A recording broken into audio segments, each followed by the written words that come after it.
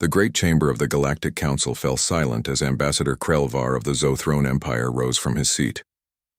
His scaled body reflected the blue light of the station's artificial sun, and his triple eyes scanned the assembled delegates with confidence. He had practiced this speech for weeks, certain that his proposal would be met with approval.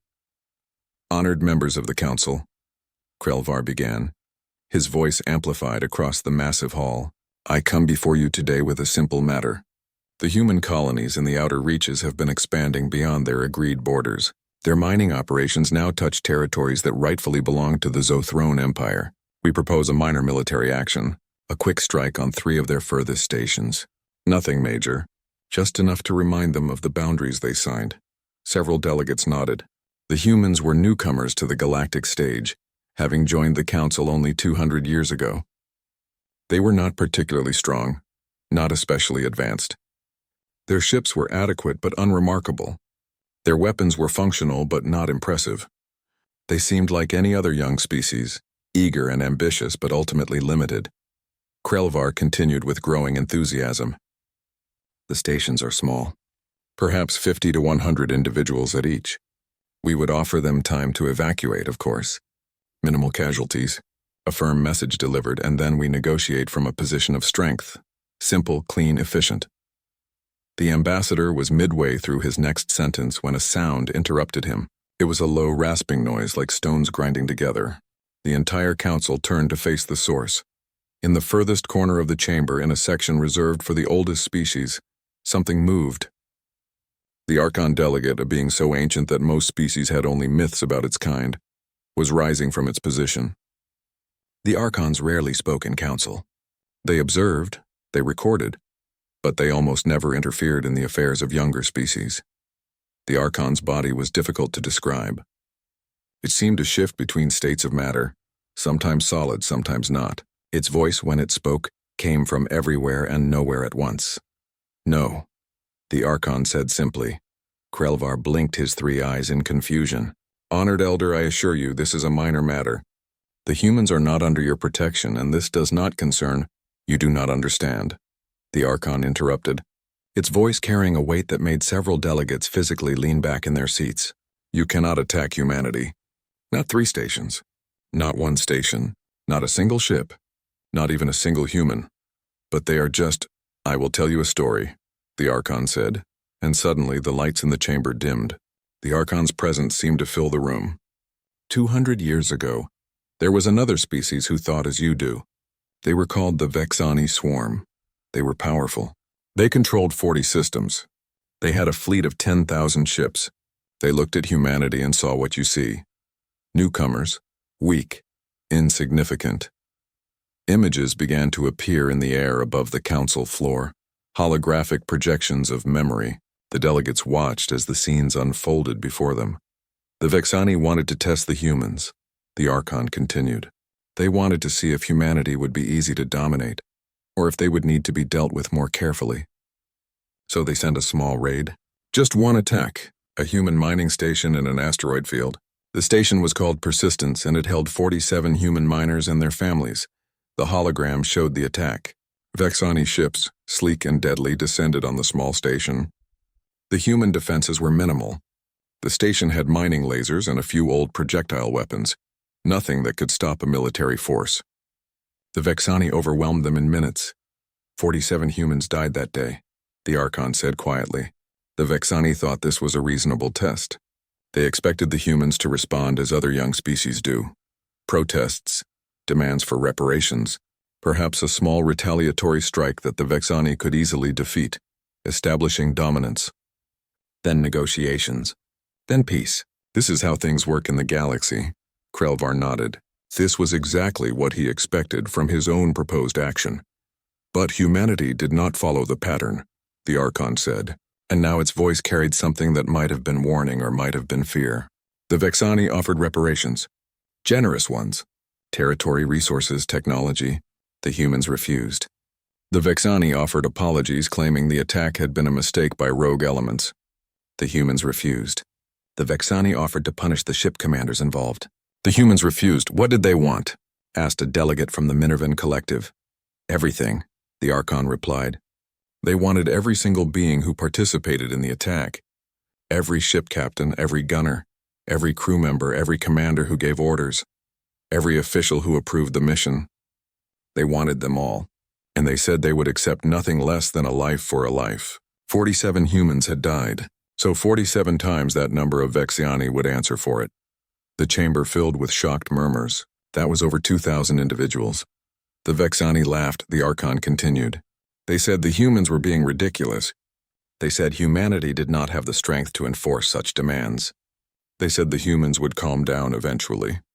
They were wrong about all of it. The holographic images shifted, showing human ships. They were not impressive warships. Many were converted cargo vessels. Others were private security ships.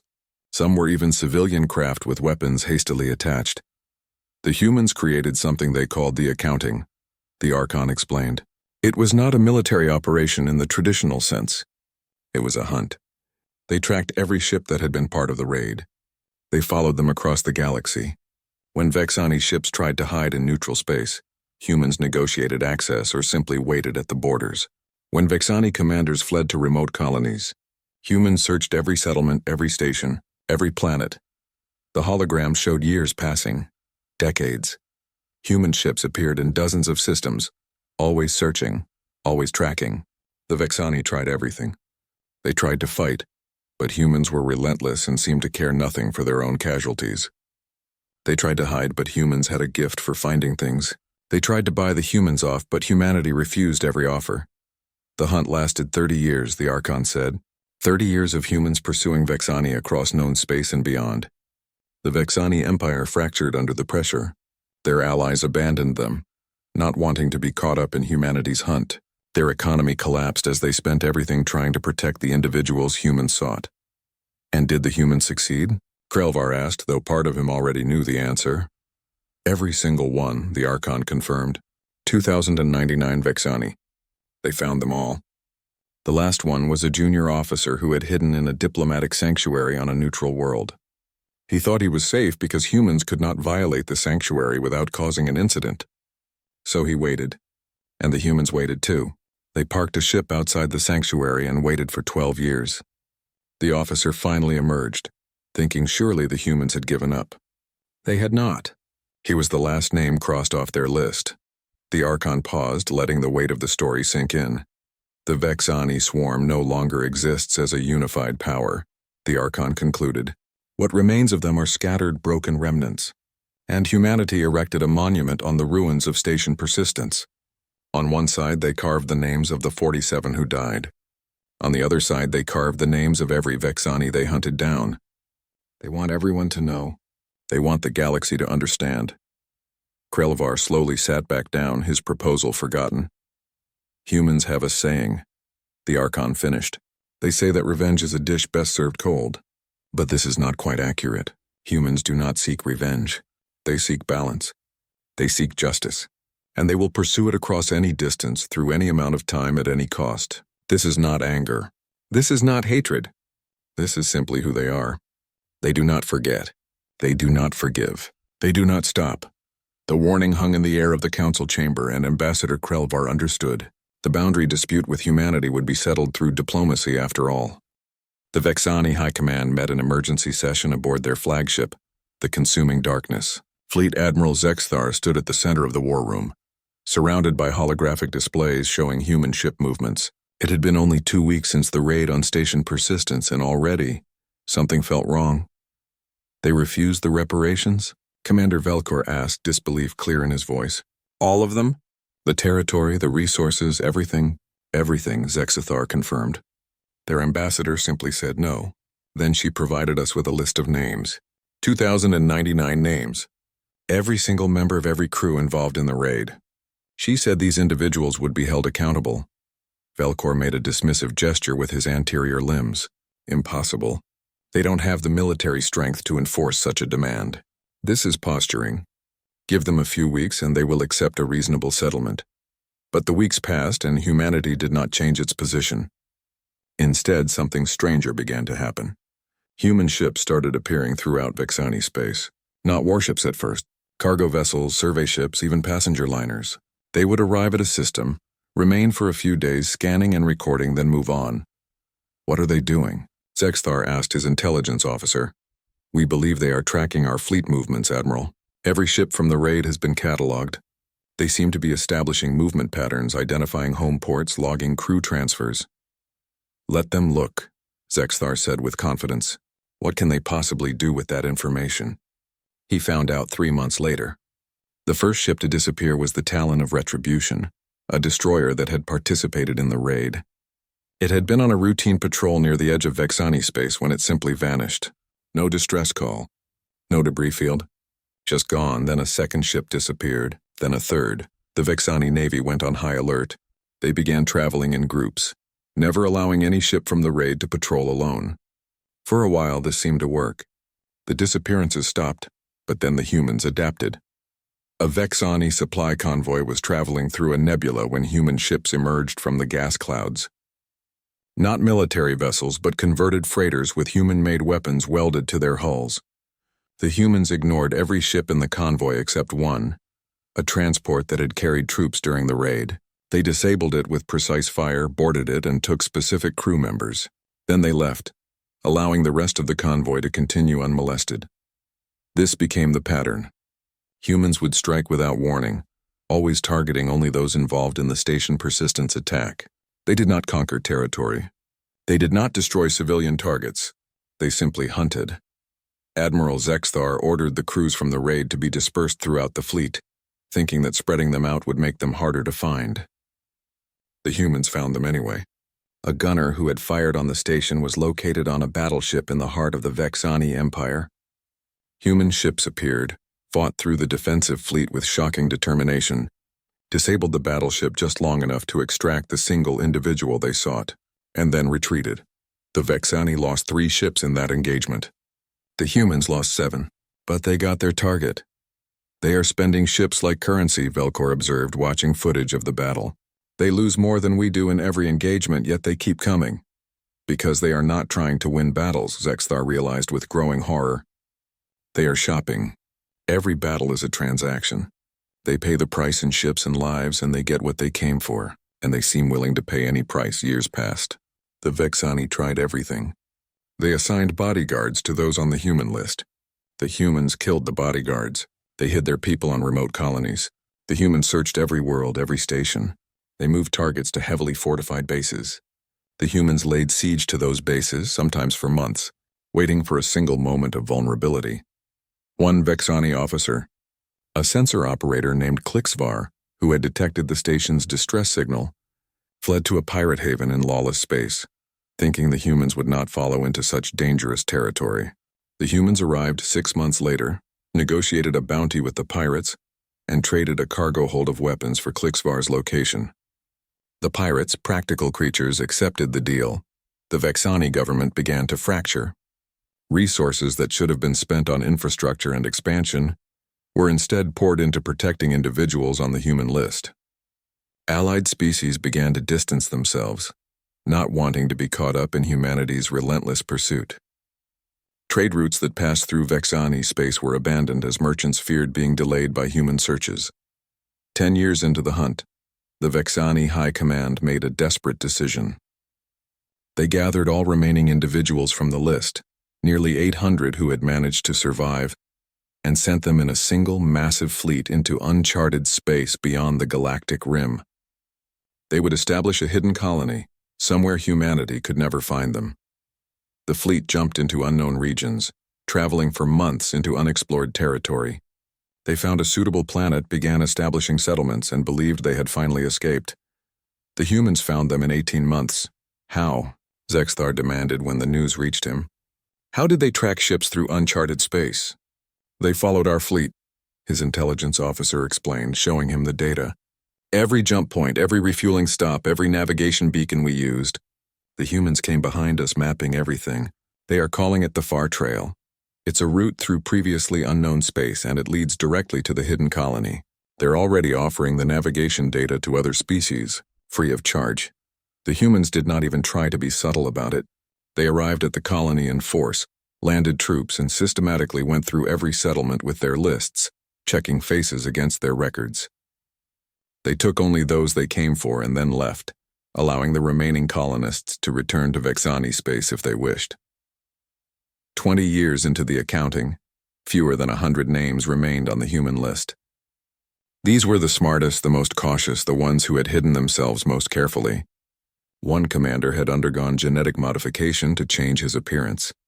The humans found him by tracking the medical facility that performed the procedure. Another had assumed a false identity on a neutral world, living as a simple merchant for 15 years.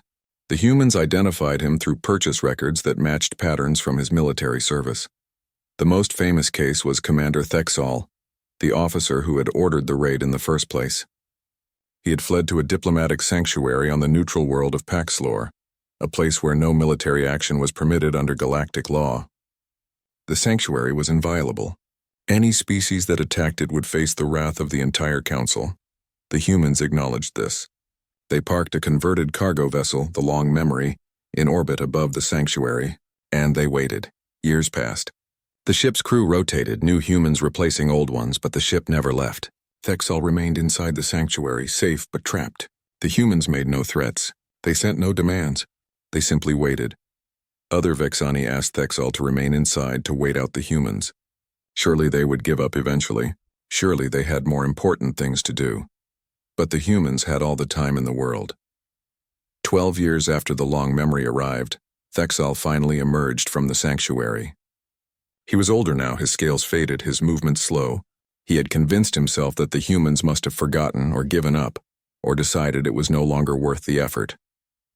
He walked out into the open air of Paxlor, breathed deeply and smiled. The humans were waiting. They did not violate the sanctuary. They simply arrested him the moment he stepped beyond its boundaries. By galactic law, this was perfectly legal. They had not attacked a protected space. They had simply waited for him to leave it. Thexal was the last name on the list. 30 years after the raid on Station Persistence, the human ambassador appeared before the Galactic Council once more. She carried a small data chip, which she uploaded to the Council's central display. 2 lists appeared. On the left, 47 names. Human miners, engineers, children, all dead. On the right, 2,099 names. Vexani military personnel, all accounted for. The accounting is complete, the ambassador said simply. Humanity considers this matter closed. We thank the Council for their patience during this process. She did not mention the cost. The hundreds of human ships lost. The thousands of human lives spent in the pursuit. The resources consumed. The decades of effort. She did not need to. Everyone in the chamber understood. The Vexani Empire never recovered. What had been a unified power of 40 systems was now a fractured collection of independent colonies. Their economy shattered, their military scattered, their reputation destroyed. Not because humanity had conquered them in a traditional war, but because humanity had refused to let them forget what they had done. And across the galaxy, other species took note of a simple fact. Humanity had made a promise and they had kept it no matter the cost or time required. Do not attack humanity. They will hunt you forever. 100 years after the fall of the Vexani, the story of humanity's hunt had become legend. Some species spoke of it as a cautionary tale. Others dismissed it as exaggeration, claiming that the Vexani must have been weak or incompetent. Surely no species could maintain such focus for so long over something so relatively minor. The Kraic Dominion was one of those who dismissed the story. The Kraics were a warrior culture, proud and ancient. They controlled over 60 systems and commanded the third largest fleet in the known galaxy. They had fought and won wars against species far more advanced than humanity. Their military academies taught strategy and tactics perfected over thousands of years. They looked at humanity and saw a species that had been lucky against a weak opponent. Supreme Commander Vecthor stood before the Kraic War Council, his silver armor gleaming in the chamber's harsh light. The humans have become too comfortable, he declared. They move through our space without proper respect. Their traders demand equal terms. Their diplomats speak as though they are our equals. This cannot stand. What do you propose? Asked Councillor Maraxith, an elderly Kraic who had fought in more wars than most could count. A demonstration, Vecthor replied. 3 of their diplomatic vessels are currently traveling through the Kraic expanse, returning from trade negotiations. We will destroy them. Quickly, efficiently, completely. No survivors. We will claim it was an accident, a malfunction in an automated defense system. The humans will protest, of course. We will offer modest reparations. They will learn their place. Meraxith shifted uncomfortably. The story of the Vexani is propaganda, Vector interrupted, designed to make humanity seem more dangerous than they are. The Vexani were weak, their empire already failing. We are not. We are Kraic. We do not fear humans. The vote was called. The War Council approved the operation by a wide margin. Only Meraxith and 2 others voted against it. 3 days later, Kraic warships intercepted the human diplomatic vessels in the Korith expanse. The attack was swift and merciless. All 3 ships were destroyed. 372 humans died. The Kraic ships vanished into the depths of space. Leaving no witnesses, the Kraic government issued a statement expressing regret over the tragic accident caused by automated defense protocols in an unsecured region of space. They offered compensation equal to the value of the destroyed ships and a formal apology. Humanity's response came within hours. First, every human trader, merchant, and commercial vessel operating in or near Kraic space received immediate recall orders. Within a week, thousands of human ships had departed Kraic territory. It seemed like a minor inconvenience at first. Then the Kraics realized how deeply humanity had embedded itself into their economy. Over the past century, human traders had become essential to galactic commerce. They went places other species would not. They transported goods others would not touch. They connected distant markets with efficiency no other species could match. And now suddenly they were gone. Trade routes collapsed. Prices for essential goods quadrupled overnight. Colonies that depended on human transport found themselves isolated. The Kraic economy began to hemorrhage credits. This is temporary, Vector assured the War Council. They are trying to pressure us. We have other trading partners. We will adapt, but humanity was not finished. The human ambassador appeared before the Galactic Council and presented a document. It was called the List, and it contained 5,584 names. Every Kraic officer, crew member, official, and decision-maker who had any connection to the attack on the diplomatic vessels. From the warship commanders who fired the weapons to the War Council members who authorized the strike to the technicians who maintained the ships. The ratio was exactly 15-1. 372 humans had died. Therefore, 5,588 Kraics would be held accountable. The Kraic government issued a statement calling humanity's demands unreasonable and impossible to fulfill. They declared that they would not surrender their own people to satisfy human bloodlust. They expected support from other council members. That support never came. Other species, remembering the Vexani, chose neutrality. Humanity did not declare war. They did not assemble an invasion fleet. They did not attack Kraic colonies or military installations. Instead, they began something far more subtle and far more terrifying. They started watching human intelligence services, which had grown sophisticated and far-reaching over the past century, turned their full attention to the Kraic dominion. Every individual on the list was tracked, catalogued, and monitored. Their movements, their habits, their families, their friends, everything was recorded. Ships on the list were tagged with invisible markers. Humans developed tracking technology specifically for this purpose.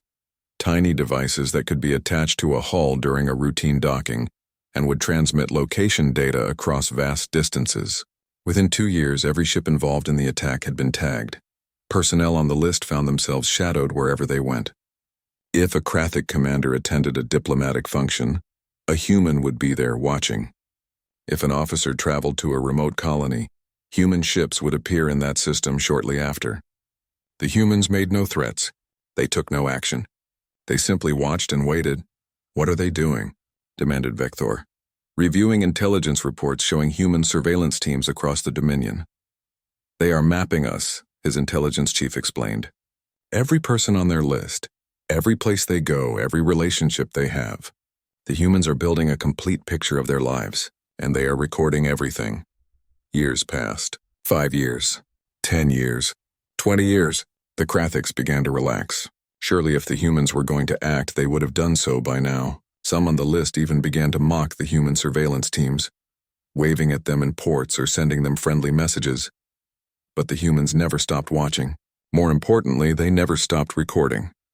The Kraic government tried to remove their people from human sight.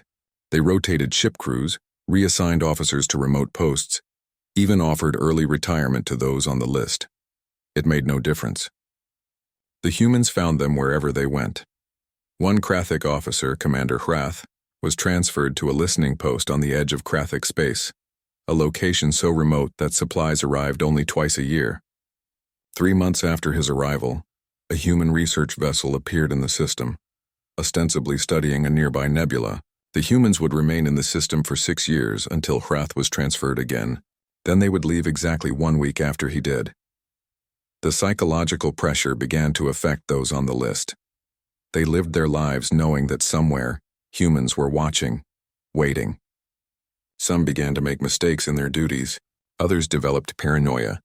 A few tried to attack the human surveillance teams, only to be stopped by Kraic authorities who feared escalating the situation. 30 years after the attack, the economic impact of humanity's embargo had become catastrophic. The Kraic Dominion, once a major power, was struggling. Their economy had shrunk by 40%.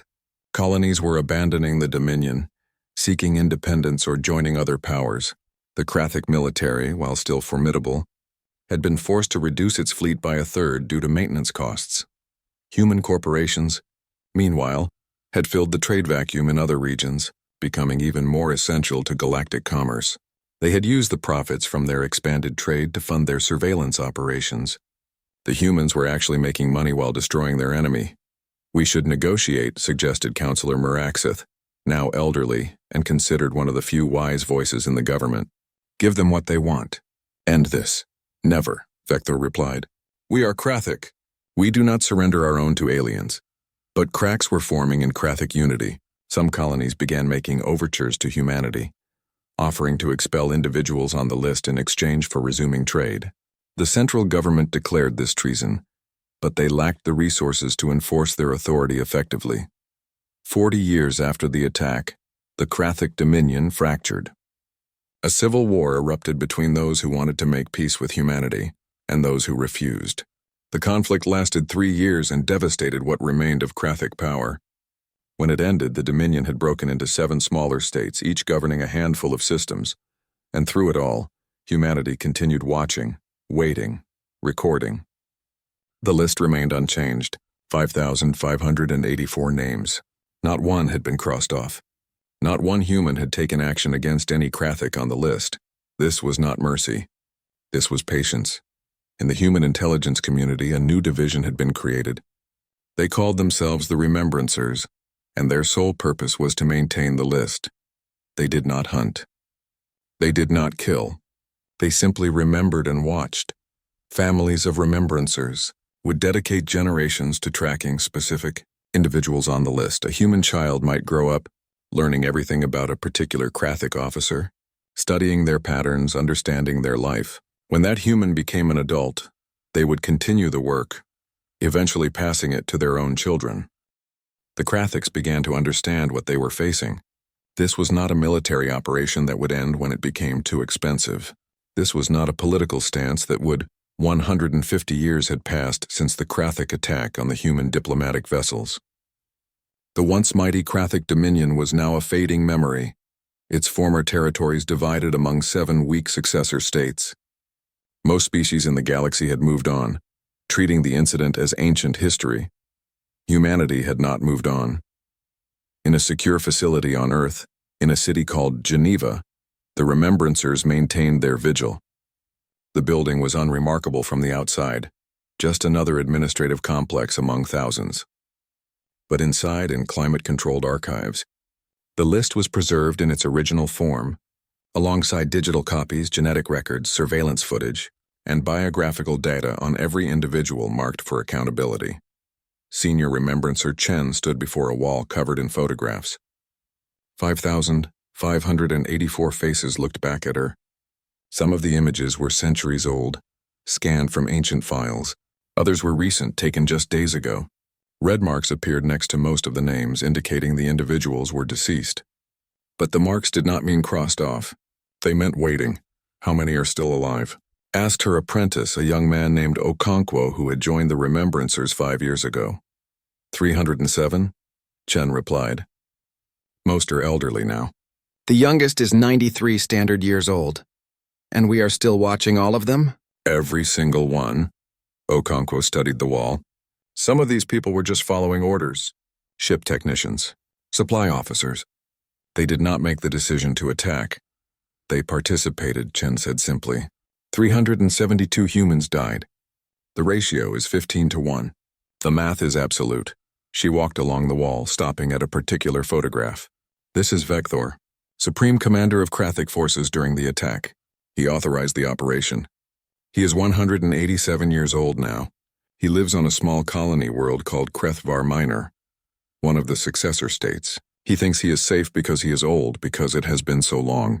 Is he safe? Okonkwo asked. Chen smiled slightly. No one on this wall is safe. They never were. They never will be. Across the galaxy in a modest dwelling on HFY Minor, former Supreme Commander Vector sat in the afternoon sun, his silver armor, once gleaming and proud, hung on a wall as a relic of a lifelong past. His body was frail now. His warrior's strength faded with age. He watched the sky often, remembering when Kraic ships had ruled these stars. The Dominion's collapse had been his failure, he knew. He had underestimated humanity, had believed the Vexani story was exaggeration. By the time he understood the truth, it was too late. A young Kraic approached him, a great-grandchild whose name he sometimes forgot. Grandfather, there are humans in the colony. Vector's hearts beat faster. How many? Just 2. They arrived on a transport this morning. They are staying at the visitors' quarters. Do they know I am here? The young Kraic looked uncomfortable. Grandfather, they have always known you are here. There have been humans on this colony for the past 50 years. They watch the marketplace, the community center, the medical facility. They watch everyone who was involved in the old war.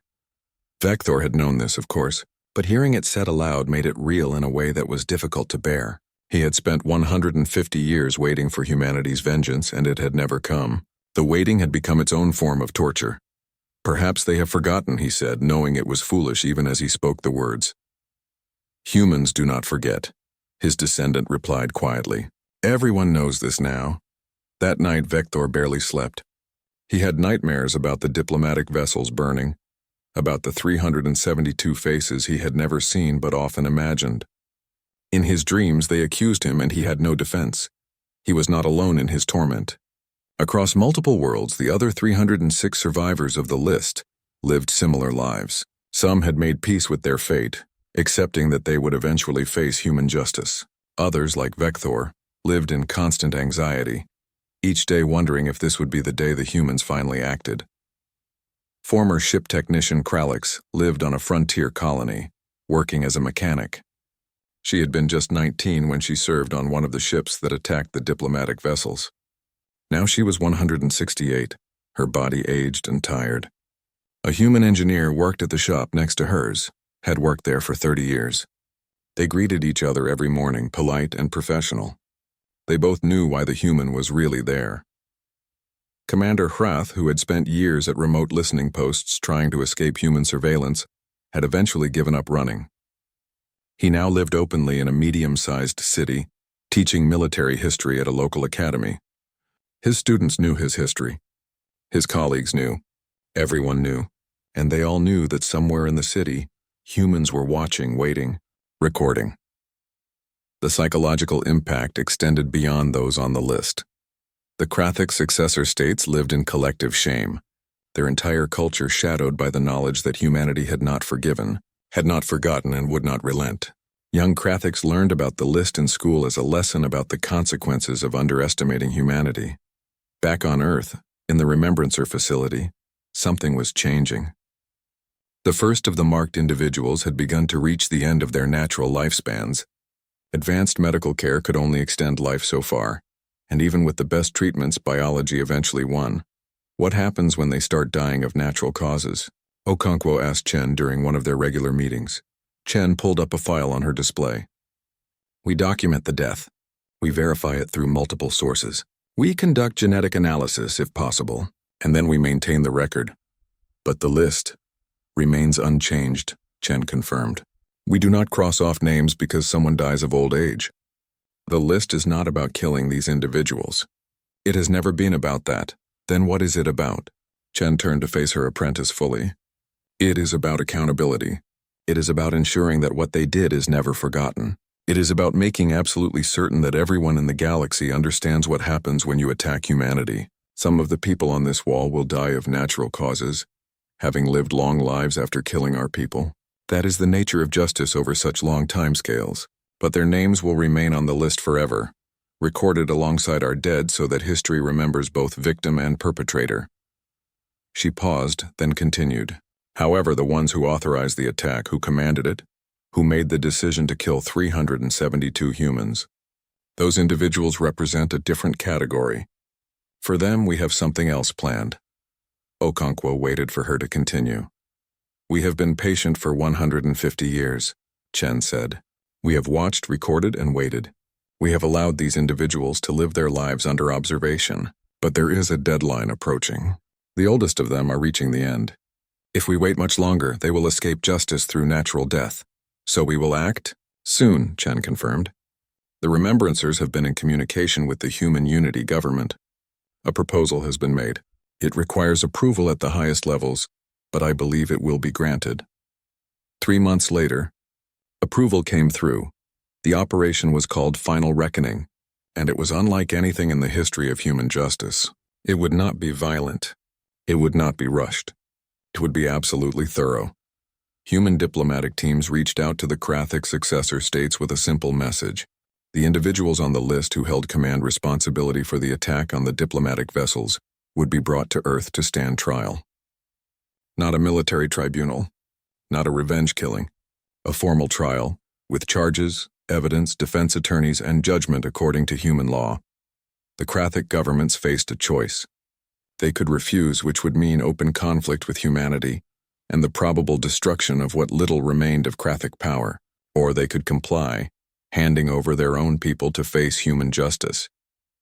After 150 years of economic embargo, surveillance, and isolation, the Kraic successor states had no real choice. One by one, they agreed. Vector received the notice one morning. A human delegation arrived at his dwelling, accompanied by local Kraic authorities. They were polite, professional, and absolutely firm. He would be transported to Earth within the week to stand trial for the murder of 372 humans. After all this time, Vector said quietly, I thought perhaps you had forgotten. The lead human delegate, a woman with silver hair and calm eyes, shook her head. We do not forget. We have been waiting for you, Commander Vector. We have been waiting for 150 years. And now justice will finally be served. Vector looked around his dwelling at the life he had built in the ruins of his empire. I'm an old man. I will likely die before any trial concludes. Then you will die in the process of facing justice, the delegate replied. We have excellent medical facilities on Earth. We will keep you alive and healthy for as long as the trial requires. You will face every charge. You will hear every victim's name. You will see every piece of evidence. And then when all has been presented, you will receive judgment. As Vector was, the Galactic Council chamber was filled with representatives from every major species. 200 years had passed since the Vexani raid on Station Persistence. 174 years since the Kraic attack on the diplomatic vessels. The Archon delegate, ancient and patient, had just finished recounting both stories in detail.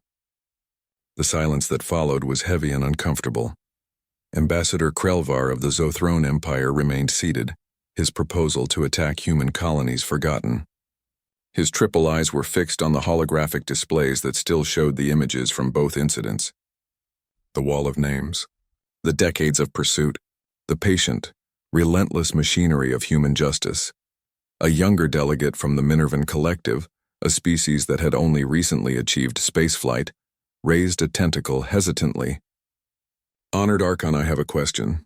I mean, no disrespect, but I must understand why. Why would humanity go to such extreme lengths? The economic cost alone must have been staggering. The resources, the time, the lives spent in pursuit. Surely there must be a point where the cost outweighs the benefit. The chamber stirred with murmurs of agreement. It was the question many were thinking, but few dared to ask. The Archon turned its attention to a figure who had been sitting quietly throughout the entire presentation. Perhaps it would be better if humanity answered that question themselves. The human observer stood. She was a woman of middle years with dark skin and gray-streaked hair pulled back in a simple style. She wore no uniform, no insignia of rank, just simple civilian clothing. But when she stood, every delegate in the chamber focused on her with an attention that bordered on apprehension. "Thank you, honored Archon," she said, her voice calm and clear. "My name is Ambassador Elena Vasquez. I serve as humanity's chief diplomatic representative to this council. And yes, I can answer your question." She walked to the center of the chamber, moving with quiet confidence. The question is fundamentally about mathematics and philosophy. Why does humanity pursue accountability at any cost? The answer lies in understanding what we believe about the value of human life. Elena activated a small display, showing simple numbers. When the Vexani attacked Station Persistence, they killed 47 humans. When the Kraics destroyed our diplomatic vessels, they killed 372. In both cases, the attackers offered reparations. Credits, territory, resources, apologies. They offered to pay for the deaths. She paused, letting her words sink in. Here is what those offers told us. They told us that in the eyes of these species, human life has a price, a calculable value. Kill some humans, pay some credits, and the matter is resolved. We could take the payment and move on. That sounds reasonable, the Minervan delegate said carefully. Does it? Elena asked. Let me pose a different question. If you take payment for a murder, what have you taught the murderer? The delegate's tentacles curled in thought. You have taught them that your people's lives can be bought, Elena continued. You have established a price point. You have created a calculation where someone can decide whether killing your people is worth the cost. Perhaps next time the benefit is greater, and they decide yes, it is worth it. We kill more of their people, we pay the price, and we get what we want. She gestured to the display still showing the Vexani and Kraic incidents. Humanity made a different choice. We decided that there is no price for human life. None. You cannot pay us to forget. You cannot offer us enough to make it acceptable. Because once we accept payment, once we agree that there is a price, then human life becomes a commodity. It becomes something that can be traded, calculated, and ultimately killed when the mathematics work out. But the cost to your own people? Another delegate protested. The ships lost, the resources spent, the decades of effort. Surely that has value too. Absolutely, Elena agreed. And we spent it willingly, because we were not just pursuing justice for those who died. We were establishing a principle for all humans present and future. We were sending a message that anyone considering attacking humanity must understand. She walked along the chamber floor, her footsteps echoing in the silence. The message is simple. If you attack humanity, there is no scenario where you come out ahead. None. You cannot kill a few of us and pay credits to make it go away. You cannot attack us and then hide. You cannot wait for us to get tired or distracted or move on to other concerns. We will hunt you. We will find you. We will pursue accountability no matter how long it takes, no matter how much it costs us, no matter how far you run. And if that pursuit bankrupts you, asked an older delegate from the Tarlexian Concord. Then we become bankrupt while pursuing justice, Elena replied without hesitation. You must understand. This is not a strategy that we adopt because it is efficient or cost-effective. This is who we are. This is what we believe about the value of our own people. Every human life matters enough to pursue justice forever. The Archon spoke again, its voice resonating through the chamber. This is what the Vexani did not understand. This is what the Kraics did not understand. They looked at humanity and calculated the cost of conflict. They assumed humans would make the same calculation and eventually decide the cost was too high. They were wrong. But it is illogical, insisted a delegate from a species known for their mathematical prowess. At some point, the resources spent must exceed the value gained. Elena turned to face the delegate directly. You are applying the wrong equation. You are calculating value in resources, in credits, in measurable costs. We calculate value differently. Tell me, what is the value of certainty? What is the value of knowing absolutely that if someone harms your people, justice will be done? What is the value of having every other species in the galaxy understand that attacking you is never ever worth it? She pulled up new data on the displays. Since the Vexani incident, there have been 0 unprovoked attacks on human vessels or colonies. 0. In 200 years. Do you know how many such attacks occurred against other species in that same period? Thousands. Because attacking other species involves a calculation. Weigh the benefits against the risks. Consider the probable response, decide if it is worth it. But attacking humanity involves no calculation. There is only certainty. We will come for you and we will never stop. The Minervan delegate spoke again. But what about forgiveness? What about moving forward? At some point, must you not let go of the past? Elena's expression softened slightly. We do not lack compassion. We do not lack understanding of mercy. But there is a difference between forgiving wrongs done to yourself and forgiving wrongs done to others. The humans who died at Station Persistence, the ones who died on those diplomatic vessels, they cannot forgive. They are dead. We who remain do not have the right to forgive on their behalf. We only have the obligation to remember them and to seek justice for them. She paused, then added, Humanity does not punish children for their parents' crimes. The young Kraics born after the attack, they are not on the list. They are not held responsible. We distinguish between the guilty and the innocent very carefully. But for those who are guilty, there is no statute of limitations. There is no amount of time that will make us forget. There is no distance that will place you beyond our reach. Ambassador Krelvar finally found his voice. But what if the attack is truly an accident? What if there is no malice, only misfortune? We investigate, Elena replied. We are not unreasonable. Accidents happen. Mistakes occur. If we determine that an incident was truly accidental, truly without intent or negligence, we respond differently. But both the Vexani and the Kraic attacks were deliberate. They were planned, authorized, and executed with full knowledge of what they were doing. That is what made them unforgivable. Another delegate from a species known for their philosophical traditions asked a different question. Does this not make humanity itself dangerous? If you're so relentless, so unwilling to compromise, does that not make you a threat to galactic peace? Perhaps, Elena acknowledged. But consider what we are relentless about. We do not pursue conquest. We do not seek to dominate others. We do not force our culture or beliefs on other species. We only pursue accountability for those who attack us. You are not in danger from humanity unless you harm us first. That is the key. The entire galaxy can coexist peacefully with humanity. The only requirement is that you do not kill us. She looked around the chamber, meeting the eyes of as many delegates as she could. I have heard some call humanity's approach extreme. Some say it is disproportionate. But ask yourselves this question. How many humans have died in unprovoked attacks since the galaxy learned this lesson? How many compared to the species who forgive and forget and move on? We pay a high cost for our justice, yes. But in doing so, we save countless lives that would otherwise be lost to species who calculate that attacking us is worth the risk. The Archon spoke once more. The human approach has brought a strange peace. Other species go to war over resources, territory, ideology. These wars kill millions. But humanity, with its reputation for relentless pursuit, experiences no such conflicts. The galaxy has learned, do not attack humanity. Trade with them, negotiate with them, even disagree with them. But do not attack them, because they will hunt you forever.